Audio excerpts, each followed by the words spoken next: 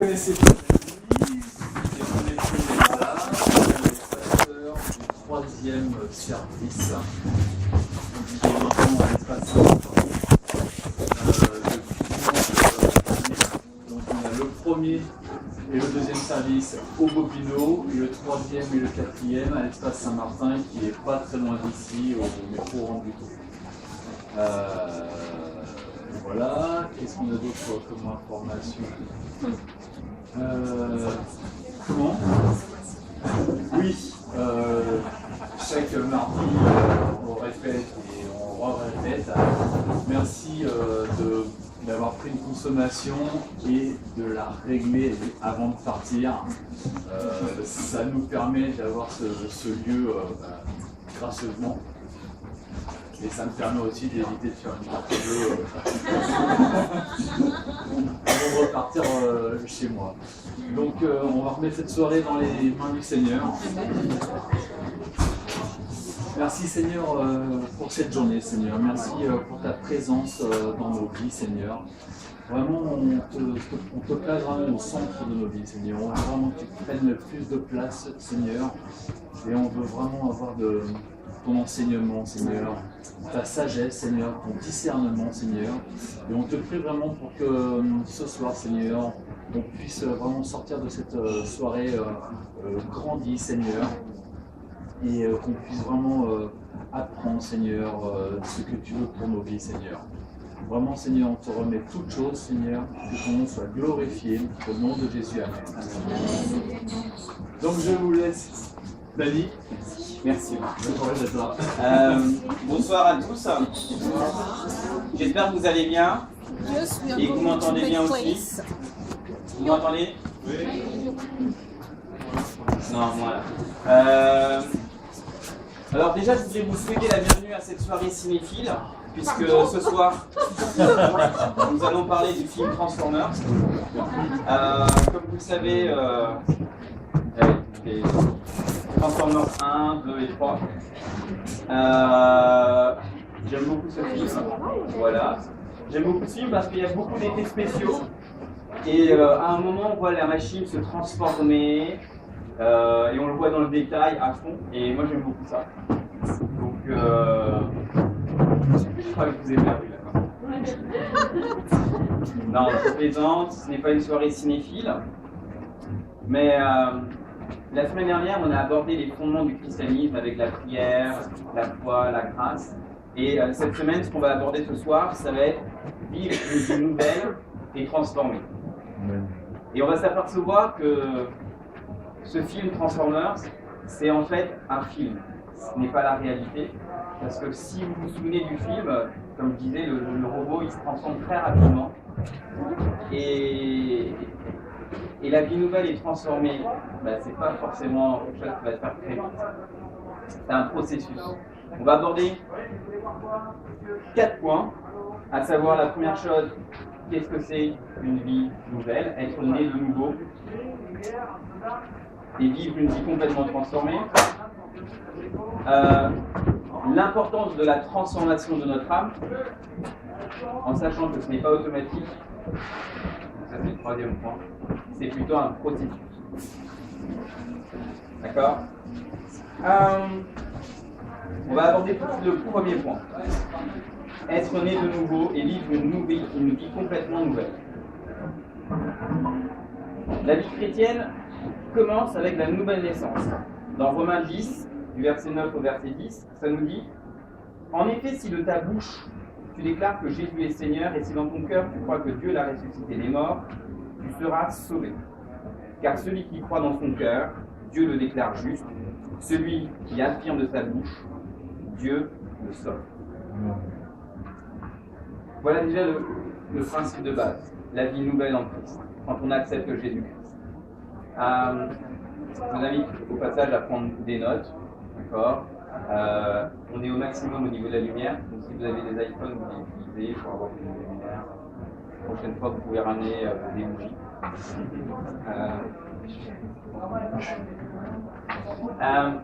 J'ai eu le privilège, quand j'étais de connaître l'évangile quand j'étais petit, à l'âge de 11 ans à peu près. Et donc mes parents avaient fait l'expérience de Jésus, l'ont rencontré. Et moi, dès l'âge de 11 ans, j'allais à l'équivalent de Hillsong Kids. Donc j'y allais semaine après semaine, j'entendais la parole de Dieu, j'écoutais avec beaucoup d'attention. Je recevais les choses, et puis il y a un moment, dans ma vie, il y a eu un déclic. J'ai compris que j'avais besoin de Jésus. J'ai compris que Jésus m'aimait, qu'il était mort à la croix pour moi. Il y a eu un déclic. Il y a eu une expérience avec Jésus. Je l'ai accepté comme mon sauveur. Un peu comme certains ont pu le faire parmi nous ce soir. Je l'ai accepté. Et ça a été à ce moment-là qu'il y a eu cette nouvelle naissance. Maintenant, je ne sais pas si vous êtes comme moi. J'ai accepté Jésus, il n'y a aucun problème là-dessus. Par contre, il m'est arrivé justement au début de me dire, tiens, c'est bizarre, j'ai envie de faire un peu les mêmes choses que Jésus. J'ai envie d'être aimable avec tout le monde, d'être de plus en plus à son image. Mais il y avait des fois où je me disais, ça allait pas quoi. Ce que je faisais n'était pas le reflet de Jésus-Christ. Jusqu'au point où, il y avait des fois, quand on est jeune, on fait des prières un peu folles, un peu bizarres. Il y a eu un moment, j'ai dit, Seigneur, je t'aime, j'ai envie de te suivre, j'ai envie d'être plus comme toi, mais j'y arrive pas. Il y a des moments, j'y arrive pas, c'est trop difficile pour moi. Transforme-moi. À la rigueur, fais que je sois un robot, comme ça je ferai tout le temps ta volonté. Voilà pourquoi j'aime Transformers au passage. Je vais arrêter avec ce film. Mais c'était un peu ça. C'était, Seigneur, j'ai envie d'être un robot, comme ça je fais tout le temps ta volonté. J'ai envie de te plaire, voilà, c'était le désir de mon cœur. Et pendant des années et des années, j'ai grandi, mais pendant des années et des années, ça me travaillait. Il y avait, je ne sais pas si ça vous est déjà arrivé, ou pas ça vous arrive déjà de temps en temps de peut-être vous dire, mais j'aurais pas dû réagir comme ça. Oui. Ah, merci. Oui. Je me suis dit bonjour, je suis en train de me confesser, je suis seul, je suis un incompris. Non, bon, merci. Mais voilà, je me demandais, mais comment, après avoir reçu Jésus-Christ, je peux encore agir comme ça? Est-ce que je suis vraiment une nouvelle créature?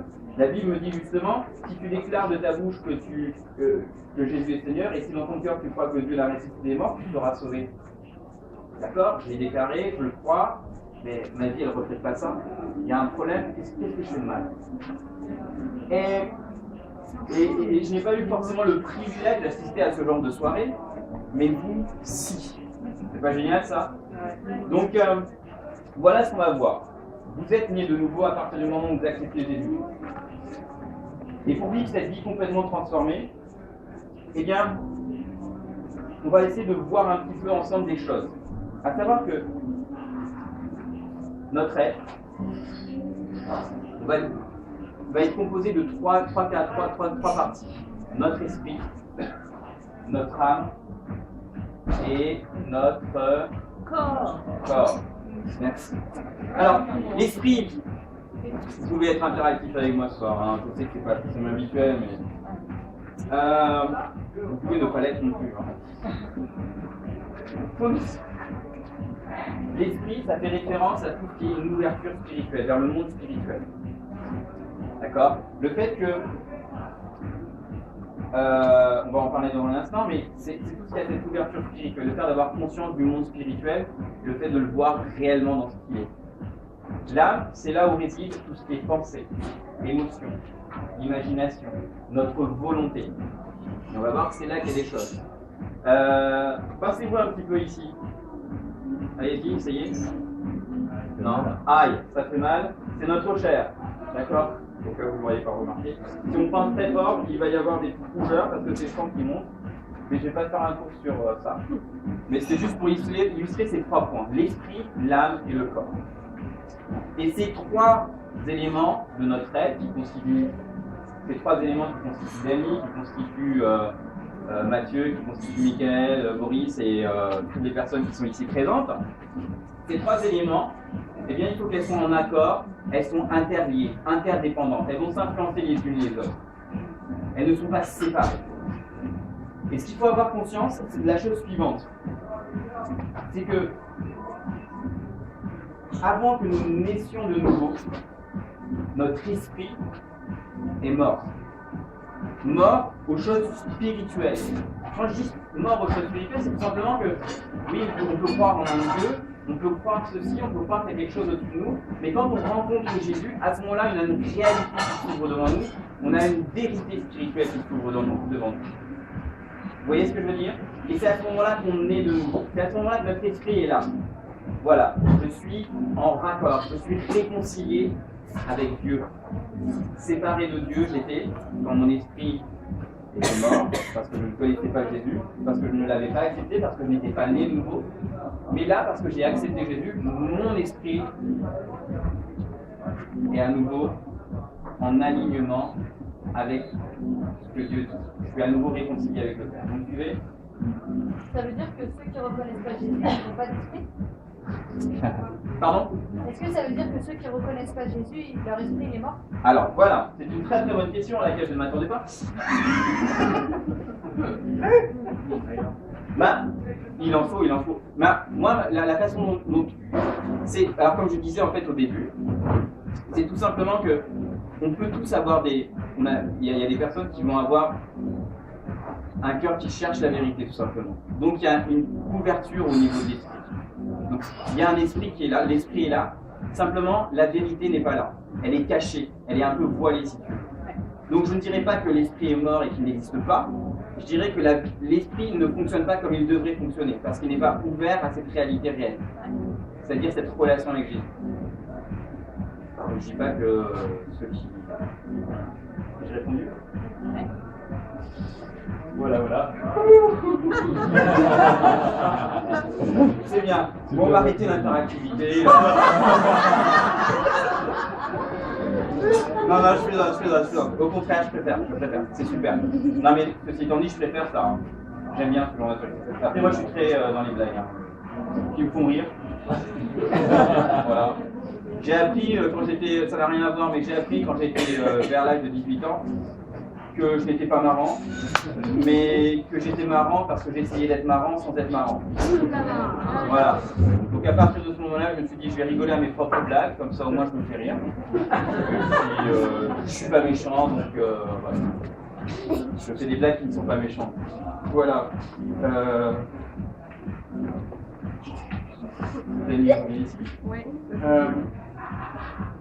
Voilà, donc quand on a cette rencontre avec Jésus, donc notre esprit se régénère, on a cette nouvelle naissance qui vient en nous, mais cette nouvelle naissance n'atteint pas ça ne va pas atteindre forcément tout ce qui est physique et ce qui est sur notre âme. Ça va l'influencer, mais on va voir justement qu'il y a besoin, quand on rencontre Jésus, on a de nouveaux rêves, on a de nouvelles aspirations. Ça commence à influencer notre âme et notre corps. Mais comme je vous le disais au départ, on est tous arrivés à des moments où on se dit mais je ne réagis pas comme je devrais réagir. La façon dont je pense, ma façon de décider, ma façon d'imaginer n'est pas forcément comme Dieu le souhaiterait. Il y a un truc qui cloche. J'ai ce désir, cette aspiration, mais il y a quelque chose qui n'est pas encore en complet raccord. Et Dieu nous a sauvés de la mort spirituelle. Dieu nous a sauvés du péché et de la maladie par le salut, mais il ne nous a pas sauvés de nos attitudes. Il ne nous a pas sauvés de nos choix. On est toujours libre, on a toujours le libre arbitre. D'accord? Si j'ai envie de choisir un Coca-Cola avec 7 sucres à l'intérieur du verre ou un verre d'eau, je choisis. De temps en temps, c'est bien d'avoir un Coca-Cola. Quand on a mal à la tête, c'est bon. Mais voilà. Donc j'ai toujours ce libre arbitre au niveau des choix. Oui. Je ne suis pas un robot, mais je ne vais pas vous parler de Transformers, parce que je crois que vous allez en avoir marre. Donc voilà un peu la nouvelle naissance. Voilà ce qui se passe. Notre esprit est complètement régénéré. D'accord? Maintenant, on va simplement voir la transformation de l'âme. Je vous ai dit que nous étions il y avait trois éléments à voir, à considérer. Notre esprit, né de nouveau, notre âme et notre corps. Et si notre esprit est aligné avec les choses de Dieu, ce qu'on doit réaliser, c'est que la transformation on va avoir besoin d'une transformation de notre âme. Notre âme, je l'ai dit, c'est nos pensées, donc la façon dont on va penser, on va avoir besoin de cette transformation. La façon dont on va faire nos choix, nos émotions, comment on va les gérer, comment on va les orienter. Est-ce qu'on va avoir plutôt se concentrer sur nos émotions positives ou sur nos émotions négatives? Voilà un petit peu là où on va être. Et c'est ce passage-là, c'est ce deuxième point que je voudrais aborder avec vous, la transformation de notre âme. Le mot transformation, ça se réfère à un changement important, autant dans l'apparence que dans le caractère. C'est généralement, nous on va parler d'un changement positif, d'une transformation positive. D'accord? C'est un processus.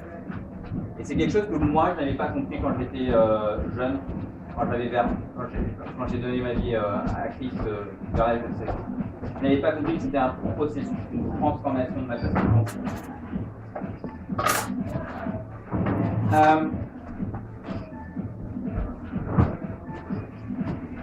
Comme je peux le dire, Dieu veut que notre vie prospère, Dieu veut que notre âme prospère. Dieu veut s'appuyer à changer, transformer notre âme. Dans 3 Jean 1-2, cher ami, je souhaite que tu prospères à tous égards et que tu sois en aussi bonne forme, en aussi bonne santé physique que spirituelle. Voici le désir de Dieu, que nous prospérions, tant spirituellement que physiquement. L'âme, c'est la connexion entre notre esprit et notre chair. Elle va connecter notre monde physique et l'amener dans une relation avec Dieu, pour qu'on puisse développer une parfaite relation avec Dieu, une parfaite relation avec Dieu. Quand on entend des choses au travers de la parole de Dieu, donc on a notre esprit qui est réveillé, on va aussi les entendre dans notre âme. On le sait, c'est tout simplement comme ça. Il n'y a pas d'analyse par rapport à ça, mais c'est simple, on le sait. On sent qu'il y a quelque chose qui se passe en nous et on sait que c'est à ce moment-là que ça se passe. Les pensées, elles démarrent dans notre âme et elles vont diriger nos décisions, nos actions, nos sentiments, tous les jours. Et c'est pour ça qu'il est important de les transformer, d'être renouvelés chaque jour. C'est quelque chose d'important à savoir. Dans Romains 12:2, ça nous dit « Ne vous laissez pas modeler par le monde actuel, mais laissez-vous transformer par le renouvellement de votre pensée pour pouvoir discerner quelle est la volonté de Dieu à travers une transformation Quelle est la volonté de Dieu, ce qui est bon, ce qui lui plaît, ce qui lui est parfait. » Pour arriver à cette transformation de l'âme, il faut simplement aussi avoir une plus grande connaissance de la parole de Dieu. Tout simplement. C'est un des fondements du christianisme qu'on a abordé la semaine dernière. Mais lire la parole de Dieu, que dit la Bible par rapport à ça, c'est ce qui va nous aider justement à connaître davantage la volonté de Dieu, connaître davantage son amour, et c'est ce qui va transformer nos pensées, c'est ce qui va transformer nos habitudes, c'est ce qui va nous aider à grandir, passer du temps avec Dieu. Donc voilà pourquoi il est très très important de connaître davantage la parole de Dieu. Si on n'a pas cette connaissance de la parole de Dieu, on va être beaucoup plus facilement repris par nos mauvaises habitudes. Ça marche ? Quand on renouvelle notre pensée, on apprend à vaincre les désirs négatifs et notre ancienne façon de vivre, nos anciennes habitudes, et c'est ce que j'aime de dire. La condition de notre âme détermine la qualité de notre vie. Et on peut peut-être faire une analyse, chacun peut peut-être faire une analyse de là où il se trouve, mais voilà un petit peu ce qu'on peut dire sur une âme pauvre. Une âme pauvre, elle va remettre en question son salut. Un petit peu comme moi au début. Est-ce que je suis vraiment sauvé? Il y a un problème, je t'aime mais je fais n'importe quoi. Donc des personnes qui remettent en question leur salut, ça va montrer que l'âme est pauvre et qu'elle a besoin de s'enrichir, tout simplement. Est-ce que donc j'ai ce manque est-ce que je connais la parole de Dieu? si j'ai un manque de connaissances par rapport à la vie, si je suis contrôlé par les désirs de ma chair. Voilà, je passe devant, tous les matins on passe devant une boulangerie en allant au travail et elle est vraiment excellente. Puis à chaque fois il y a toujours cette bonne odeur là du pain, là, il faut exprès, je suis sûr qu'ils mettent un ventilateur là, et donc ils envoient l'odeur pour qu'on puisse s'arrêter et prendre des choses. Et à chaque fois c'est, oui j'ai envie d'en prendre, mais bon alors ça va être super bon parce que c'est une des meilleures boulangeries de France. Notre, bon je vais le dire, hein, je n'ai pas le droit de faire la pub, mais c'est super, on fait Saint-Gervais. Bon, je n'ai aucune action chez Super, mais ils sont vraiment bons, leur baguette est excellente. Mais bon, voilà, je disais, nos désirs, on peut être contrôlé par nos désirs. Et donc moi je passe devant, et il y a des fois je me dis, mais allez, bon je craque, je prends le premier truc qui arrive, et puis donc du coup je me fais plaisir. Par contre, je vide mon porte-monnaie, alors que je n'avais plus un rond. C'était vraiment pas sage, et en plus j'ai pris 3 pains au chocolat au lieu d'en prendre un seul. Alors j'aurais pu en partager un avec mon épouse, mais j'ai préféré ne rien lui dire, et je veux dire, bon, je plaisante sur cette partie, mais vous voyez ce que je veux dire, on est contrôlé par nos désirs. Donc de temps en temps il faut savoir dire non, et passer devant. La boulangerie, d'autres choses, et passer son chemin. Ça va être faible et manquer de conviction. Alors, il ne s'agit pas de condamner, hein, d'accord, mais c'est simplement pour donner un signe. Si on en est là, on s'enrichit, on enrichit notre âme. Par exemple, ça va être, bon, Seigneur, je suis convaincu qu'il faut que je passe un peu plus de temps avec toi dans la Bible. Ok. Imaginons que vous lisez un verset par jour. Bon, n'essayez pas de lire un chapitre tout de suite, d'accord, essayez d'en lire 2. Non, pas 2 chapitres, 2 versets, plutôt 2 versets. Parce que 2 chapitres, voilà. Mais vous voyez ce que je veux dire? Essayez de voir comment faire pour améliorer les choses. Pour justement, voilà, je vais le faire avec conviction. Ne pas se décourager parce qu'il y a des fois, vous allez avoir un peu moins de temps, mais c'est pas grave. Moi, je prends un exemple par rapport au sport. Je suis en train de me dire, bon voilà, je dois faire du sport ce jour-là, ce jour-là, ce jour-là. Je suis en train de commencer à faire un bilan. Et je me dis, ah mince, ce jour-là, je ne l'ai pas fait. Alors j'ai pas me flageller et me dire, mince, qu'est-ce que tu as fait? Tu manques de conviction, c'est quoi ton âme? Elle est trop nulle, change d'âme. Non, je ne peux pas faire ça déjà. Mais ce que je vais dire, c'est simplement, ok, je l'ai quand même fait 3 fois au lieu des 5 prévus. C'est bien, c'est positif. La semaine dernière, c'est vrai que j'avais fait 5 fois. Là, j'ai fait que 3 fois. Bon, c'est pas grave, la semaine prochaine, je vais essayer de faire 5 fois encore. Et j'y vais, petit à petit. Vous voyez aussi toujours les progrès que vous faites. C'est super, super important. Et vous allez voir et vous allez vous rendre compte, parce qu'on va en parler, que c'est un processus et que votre conviction, finalement, elle est en train de grandir, tout simplement. On est en train de parler d'enrichir notre âme. D'accord ? C'est bien de faire un état des lieux, mais voilà où est-ce qu'on veut aller. D'accord ? Ne jamais se décourager. Dieu est pour nous. Dieu a des plans et des projets de paix et non de malheur. D'accord ? On est là pour s'encourager. Hein, ne dis pas, mince, dans la vie, je prends des cochers 9 sur 10. Non, c'est pas ça. Donc laisser la peur, la colère, l'amertume, les commérages. Alors les commérages, par contre, ça, on vire ça tout de suite de notre vocabulaire. Les pensées négatives, on en a souvent. Il faut amener toute pensée captive à la parole de Dieu. D'accord ? Voilà aussi maintenant les signes d'une âme prospère. À mesure qu'on va méditer la parole de Dieu, qu'on va mettre en pratique la parole de Dieu, notre âme va commencer à prospérer. D'accord ? Et ce par le Saint-Esprit. Alors, les signes d'une âme qui prospère. Et je vais voir un petit peu.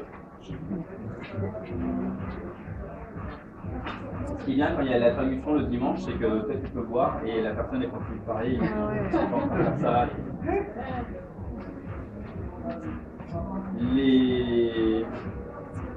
Les signes d'une vie prospère. Avoir soif d'apprendre et de changer. Moi, quand je vous vois ce soir, je me dis vous êtes déjà dans une âme, dans une démarche d'avoir une âme prospère. La preuve, vous ne seriez pas là. Ouais. Et ouais, vous ne serez pas là. Alors oui, c'est vrai que le coca est très bon, le thé aussi, mais vous voyez ce que je suis en train de dire? On est déjà dans une démarche où on a envie que notre âme prospère, et là on prospère parce qu'on est là. Ouais. Avoir une pensée qui médite la parole de Dieu et qui la met en pratique. Avoir une pensée disciplinée qui reste ouverte à l'Esprit Saint. Se centrer sur des pensées et des attitudes divines. Je me souviens avec Elsa, l'hiver dernier, on s'était dit, ça va être le meilleur hiver possible. Moi je viens de la Réunion et en général, je préfère tout ce qui est chaud, plutôt que tout ce qui est froid, humide, et la pluie, je n'aime pas.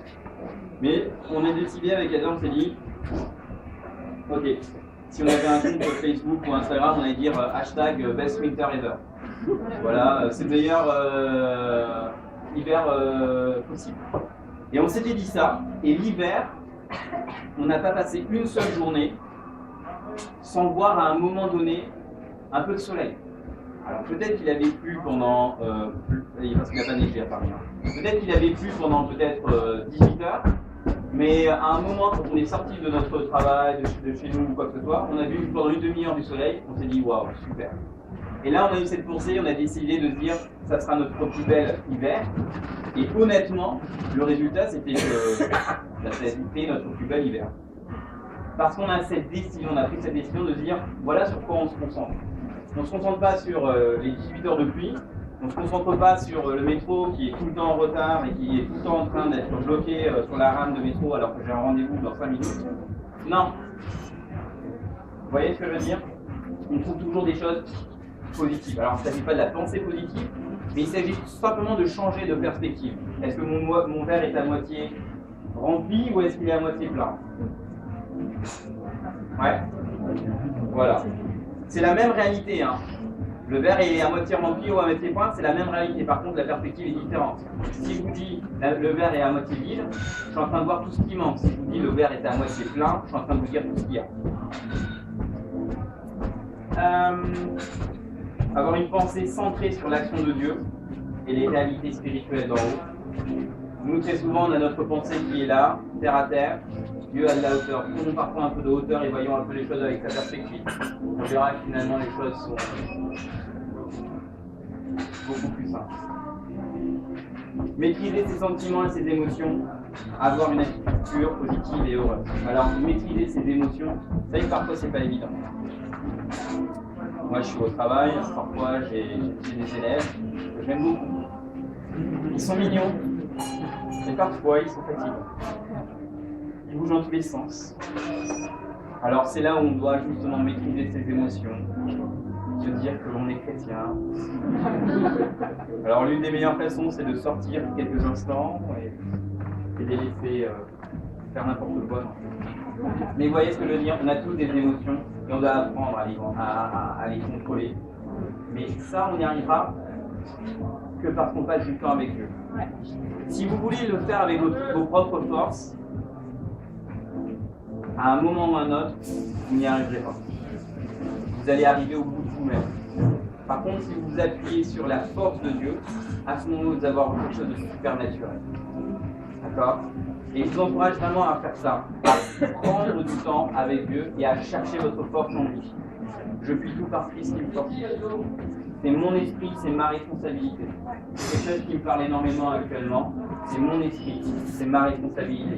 C'est pas la faute de ces enfants s'ils sont en train de bouger dans tous les sens. Ils sont comme ça.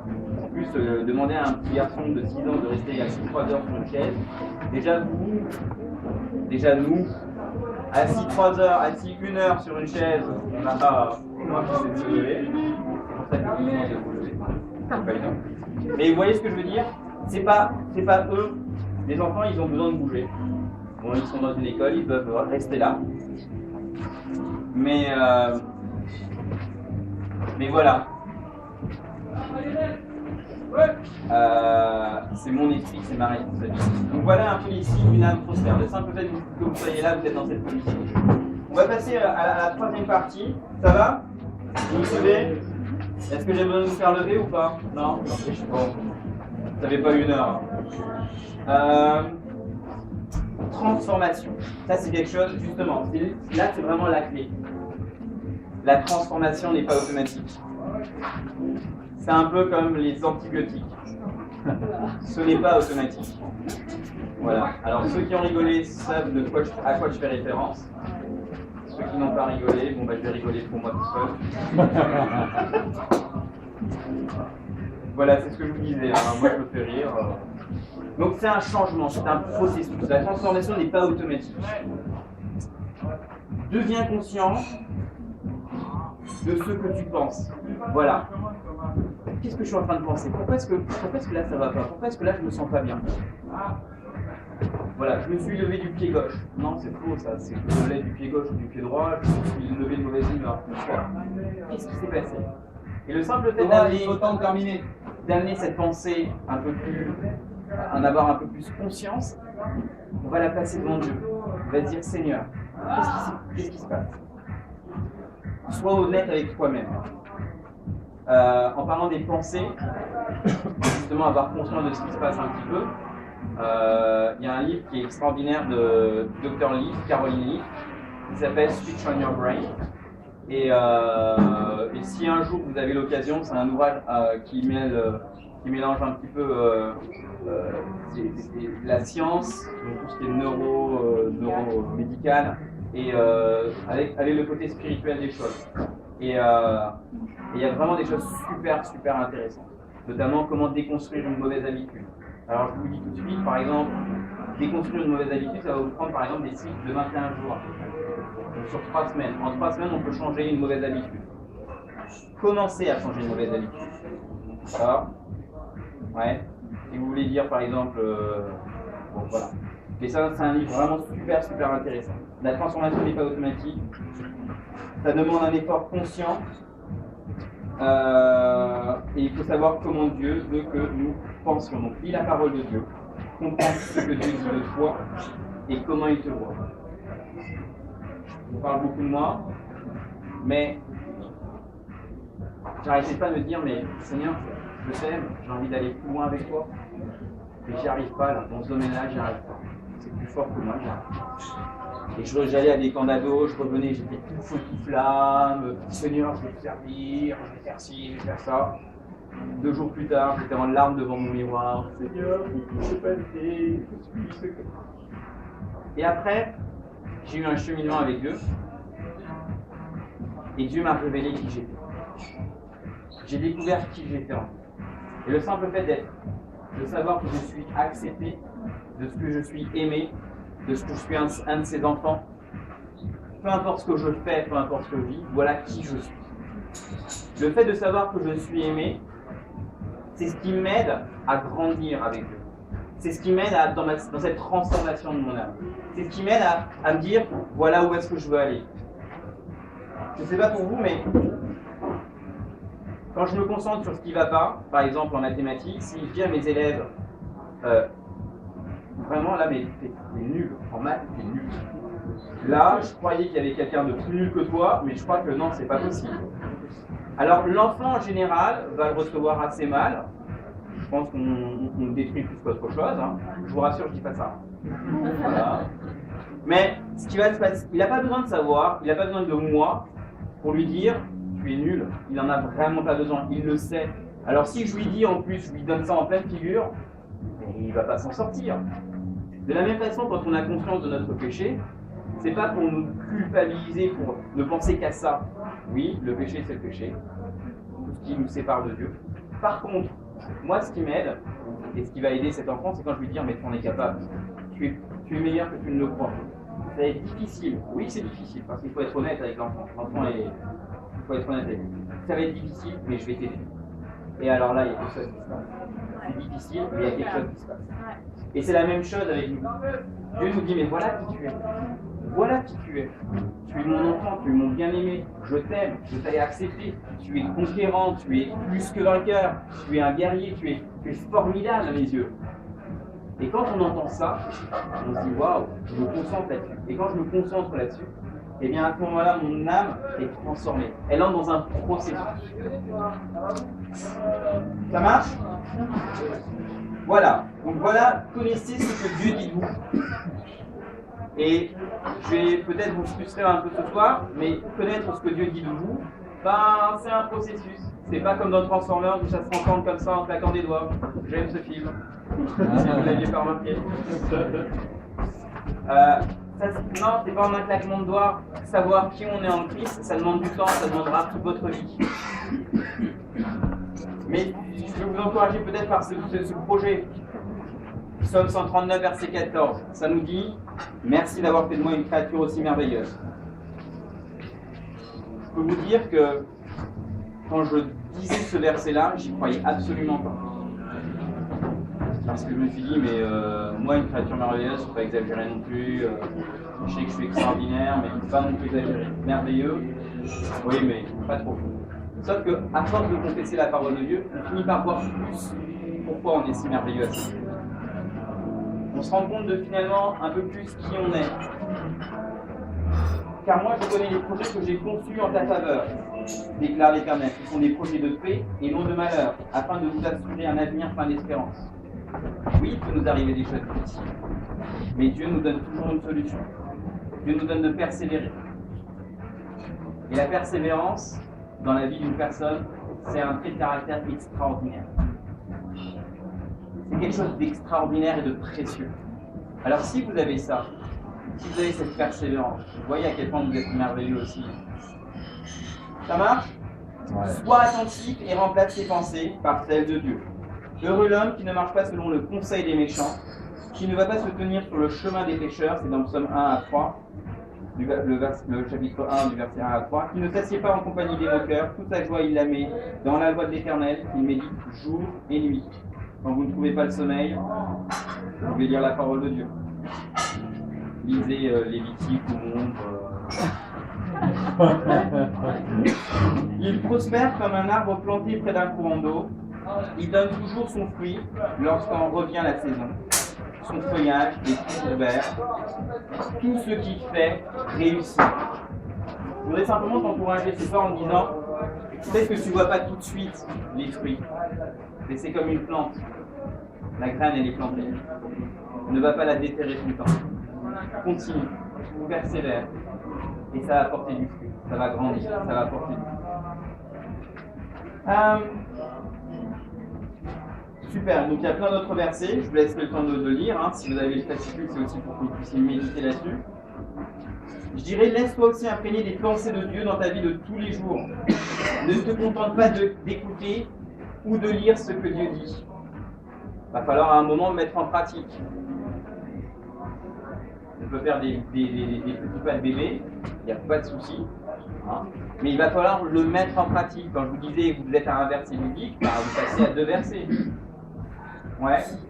Mettez les choses en pratique. Lève-toi chaque matin et discipline tes pensées pour les rapprocher de celles de Dieu.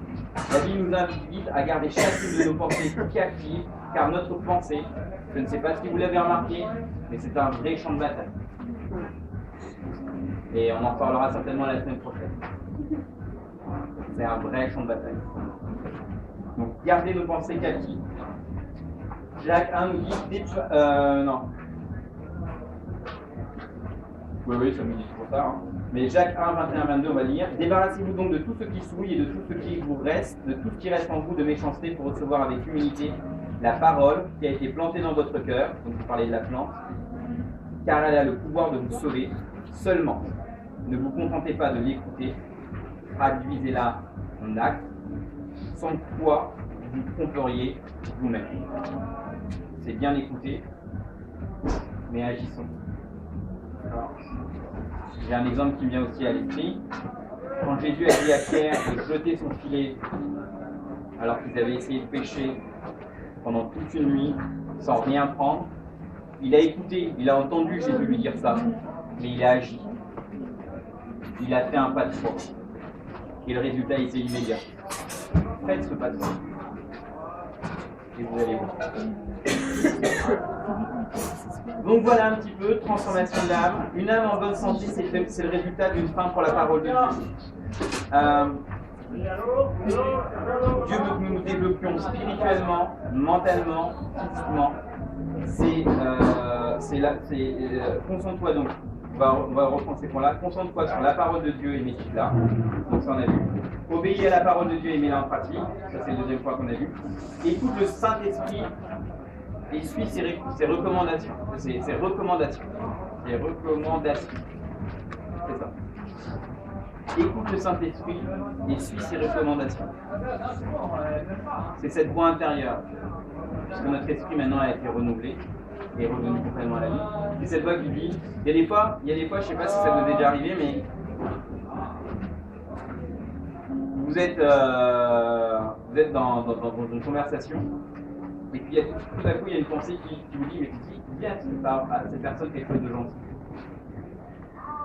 Je suis sûr que vous avez dû avoir une conversation et puis vous avez dit, mais vous avez senti, mais il faut que je lui dise quelque chose de gentil, il faut que je lui dise ça. C'est le Saint-Esprit qui parle. C'est le Saint-Esprit, c'est le Saint-Esprit qui vous dit de faire quelque chose. Donc soyez à son écoute et suivez ses recommandations. Et vous allez vous apercevoir que vous allez changer, que vous allez être de plus en plus à l'image de Jésus-Christ. Mais, comme dit une publicité, cette fois-ci un peu plus récente, attention, ce n'est pas fini. On passe au 4e point. Vous êtes toujours avec moi? Ouais. Oui. Super. Comme je disais, la transformation, c'est un processus continu. Le christianisme, c'est pas une expérience, c'est pas le 11 novembre 1996, j'ai donné ma vie à Jésus-Christ et depuis la vie est belle, la vie est rose, je suis parfait, plus aucun problème, je suis comme Jésus-Christ. Dieu nous voit parfait, il n'y a aucun problème là-dessus. Mais la vie chrétienne, ce n'est pas une expérience, c'est un style de vie. C'est un exercice quotidien. On nous appelle disciples. On n'aime pas forcément ce mot, mais ça devrait être le mot le plus à la mode. Si vous voyez n'importe qui, des chanteurs extraordinaires, par exemple, je vais prendre un exemple, parce que je parlais de ça tout à l'heure, Kelly Slater, qui est un surfeur professionnel, j'avais vu un documentaire sur sa vie, et je me suis dit, mais j'aimerais trop être comme lui, quoi. Il surfe trop bien, il a 40 ans, il est trop bon, c'est le meilleur. Bon, je ne suis pas comme Kelly Slater. Mais ce que j'ai vu dans ce documentaire, c'est qu'il avait une discipline de vie extraordinaire. Et c'est pas comme ça, je me suis réveillé le matin et tout à coup, je me suis mis à surfer. Dès sa plus tendre enfance, il s'amusait. Bon, moi, j'allais plutôt jouer au Playmobil. Lui, il prenait sa planche de surf.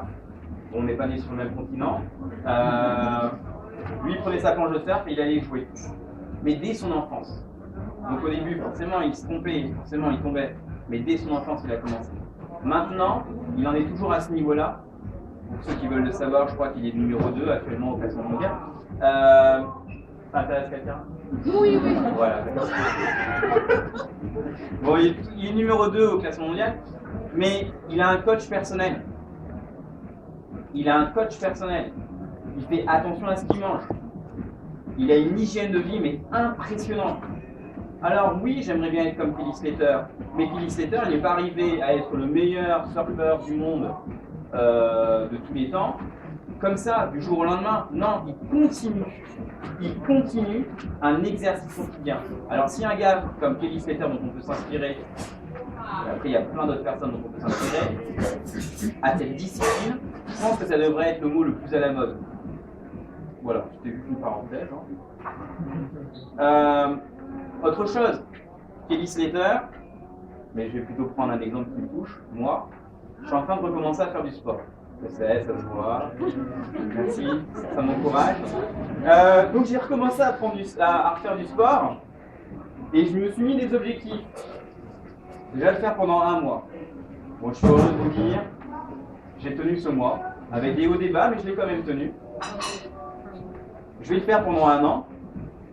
Mais récemment, justement, en étudiant ce sujet de la transformation, je me suis rendu compte, justement, de l'exemple dont on parle, c'est que dans 1 an, si j'arrête tout d'un coup, je ne vais pas être en bonne santé pendant les 5 prochaines années. Et Jonathan, qui est le Sports Life, va me le confirmer. Si j'arrête le sport dans 1 an, je pense que physiquement, ça va aller un peu moins bien. On ne peut pas s'attendre à avoir une discipline quotidienne pendant 1 an et continuer à récolter les fruits pendant 5 ans. C'est pas possible. Il va peut-être falloir diminuer, on peut se diminuer, mais il va falloir être constant dans l'exercice sportif. Vous voyez ce que je veux dire? Ouais, ça vous parle? Je sais que ça vous fait pas plaisir, mais c'est comme ça. Hein. C'est comme ça. Hein. Je vois rien. L'exercice doit être continu. Donc je prie le Seigneur pour qu'il me donne la force, la volonté, la conviction, je l'ai. Et donc je vais y aller pour continuer cette étape. Vous pourrez me demander dans 1 an si je continue, il n'y a pas de problème. On est là pour s'encourager les uns les autres. D'accord? On est tous sur le chemin. C'est ce qui est génial en fait. C'est ce que j'aurais bien aimé comprendre il y a de ça 11 ans. C'est ce que je prie que vous compreniez ce soir. On est tous sur le chemin. On est tous dans un processus de transformation. On est aimé par Dieu quoi qu'il arrive. Mais on est dans ce processus. Et ça c'est génial. Ça c'est juste génial. D'ailleurs, regardez ce que dit le verset Jean 15, Jean chapitre 15 du verset 3 au verset 5, ça nous dit simplement: déjà vous êtes purs à cause de la parole que je vous ai annoncée. Demeurez en moi et je demeurerai en vous. Comme le sarment ne peut de lui-même porter du fruit s'il ne demeure attaché au cep, ainsi vous ne le pouvez non plus si vous ne demeurez en moi. Je suis le cep, vous êtes le sarment. Celui qui demeure en moi et en qui je demeure porte beaucoup de fruits, car sans moi, vous ne pouvez rien faire. C'est un véritable processus. Et encore une fois, ne vous découragez pas. C'est normal. Mais on y va, petit à petit. Voyez tous les progrès que vous avez déjà faits. Voyons tous les progrès que nous avons déjà faits. Et s'il y a de temps en temps on tombe, le meilleur moyen de recommencer, c'est de se relever. Le meilleur moyen de recommencer, c'est de se relever. D'accord? Je vous laisse avec cette citation qui va vous continuer dans la même lignée de cette idée de processus. Ça prend du temps parfois. Parfois, c'est vrai que Dieu il fait des choses comme ça.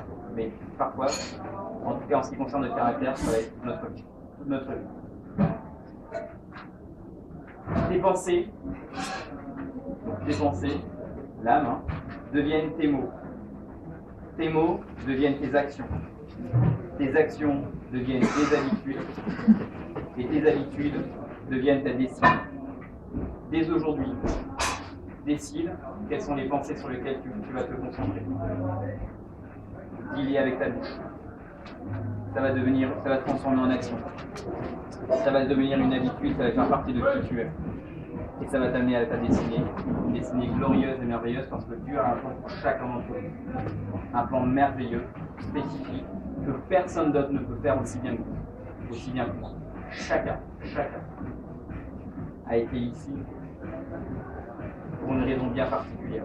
Et personne ne peut vous remplacer, personne ne peut me remplacer. Personne ne peut faire mieux que vous ce que Dieu vous appelle à faire. Personne ne peut faire mieux que moi ce que Dieu m'appelle à faire.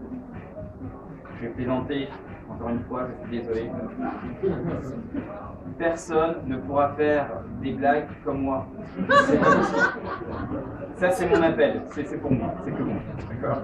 J'ai essayé d'arrêter les blagues au passage, et pendant 6 mois, j'ai essayé d'arrêter ces blagues parce que les gens me disaient mais arrête de faire des blagues, on va faire des blagues. En plus, personne ne les comprend.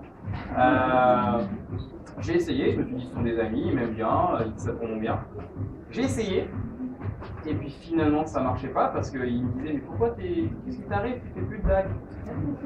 Et moi j'étais triste parce que j'en faisais plus. Alors j'ai décidé d'être moi-même. Je ne fais de mal à personne, je ne suis pas méchant. Mais voilà. Ça n'a rien à voir avec ça, mais voilà. J'espère que ça vous encourage de savoir que c'est un processus, de savoir que justement notre âme est dans ce processus de transformation. Si vous avez des questions, n'hésitez pas justement à en parler avec l'équipe pastorale. Voilà, on est tous ensemble. Et les volontaires, mais ça fait partie de l'équipe pastorale. Voilà. C'est ça. Et les volontaires, d'accord? Compris? Seigneur, je veux simplement te remercier. Te remercier pour cette soirée. Merci parce que si on est là, Seigneur, c'est parce qu'on a soif de savoir un peu plus qui tu es. On veut être tellement un peu plus comme toi, Jésus. qui nous touche toujours, c'est ton amour, à quel point tu nous aimes, à quel point tu veux que nous soyons comme toi, Seigneur. Et je veux vraiment te remercier parce que ce soir, ce sont des paroles qui ont touché notre cœur, et je veux vraiment te prier pour qu'on puisse les méditer tout simplement, et qu'on puisse trouver génial que ce soit un processus. Que ce ne soit pas quelque chose d'automatique, ça se fait une fois et c'est fini. Non, c'est quelque chose c'est une relation continuelle avec toi. Et c'est ça qui est génial, Seigneur. C'est pas que c'est un événement qui s'est passé dans notre vie. La relation que tu veux que nous ayons avec toi, tu veux que ce soit quelque chose de continu, quelque chose qui soit quotidien. Et je te remercie parce qu'on veut aussi apprendre à te voir dans le détail. Merci Jésus. Seigneur, cet amour l'amour avec lequel tu nous aimes, Seigneur, je prie pour qu'on puisse vraiment encore le connaître encore plus. Je prie, Seigneur, personnellement, pour que je puisse connaître davantage cet amour et davantage le refléter. Merci, Seigneur, parce que je suis en chemin. Et merci parce que chacun de nous, on a un chemin. À toi soit la gloire. Amen. Voilà. Merci. Bonne soirée. Merci.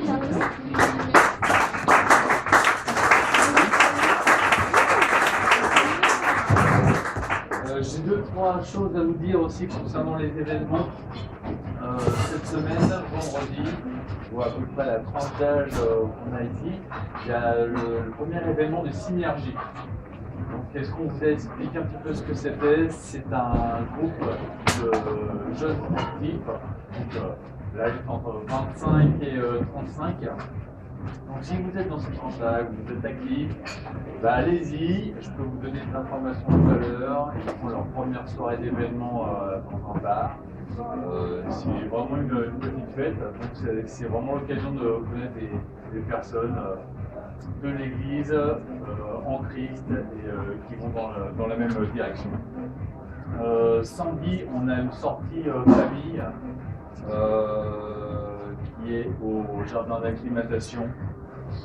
Et puis pour les sportifs, il y a du basket. Voilà, donc et puis la semaine prochaine, on vous attend. Vous êtes ferme. Donc vous êtes les bienvenus. Passez une excellente semaine. Soyez bénis.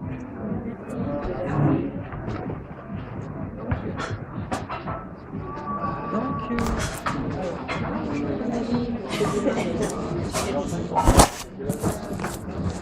you.